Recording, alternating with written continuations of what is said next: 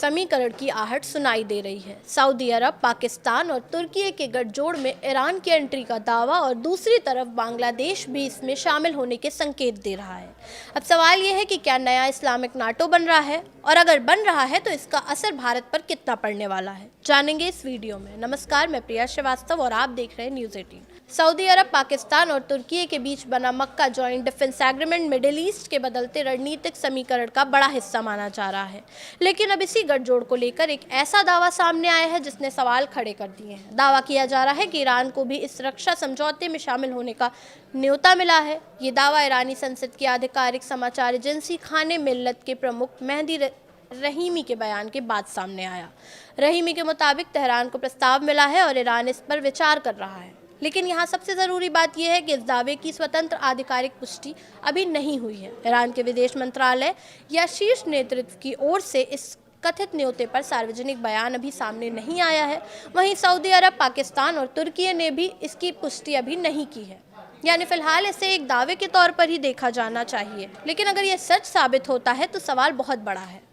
जिस ईरान को लेकर मिडिल ईस्ट में लंबे समय से रणनीतिक बातचीत खींचतान चल रही है, वहीं ईरान इस नए रक्षा गठजोड़ का हिस्सा कैसे बनेगा। दरअसल सऊदी अरब, पाकिस्तान और तुर्की के बीच हुए इस समझौते का मकसद आपसी सुरक्षा और रक्षा सहयोग को मजबूत करना है। तीनों देशों के बीच सैन्य और रणनीतिक सहयोग को बढ़ाने की कोशिश है। इसी वजह से इसे लेकर एनालिसिस में इस्लामिक नाटो जैसे नाम से भी देखा जा रहा है। और चूंकि ईरान पश्चिम एशिया में एक बड़ी क्षेत्रीय शक्ति है और सऊदी अरब के साथ उसका लंबे समय तक रणनीतिक तनाव रहा है, इसलिए ईरान की संभावित एंट्री की खबर बेहद अहम होती जा रही है।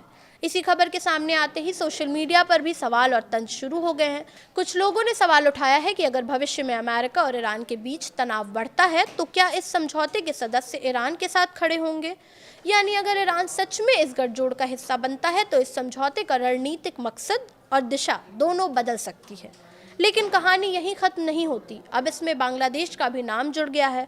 बांग्लादेश के 2 मंत्रियों ने संकेत दिया है कि उनका देश सऊदी अरब, पाकिस्तान और तुर्की से जुड़े आर्थिक या रक्षा ढांचे में शामिल होने की संभावना को लेकर सकारात्मक रुख रखता है।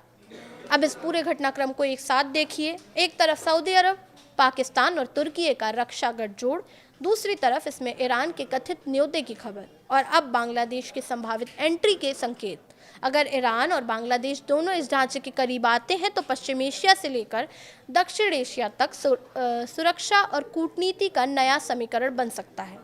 लेकिन फिलहाल सबसे अहम बात यही है कि ईरान को न्योता मिलने की खबर की स्वतंत्र आधिकारिक पुष्टि नहीं हुई है। इसलिए अभी इसे अंतिम फैसला नहीं बल्कि एक ऐसे दावे के तौर पर देखना होगा जिसने पश्चिम एशिया की रणनीतिक बहस को ज़रूर गर्म कर दिया है।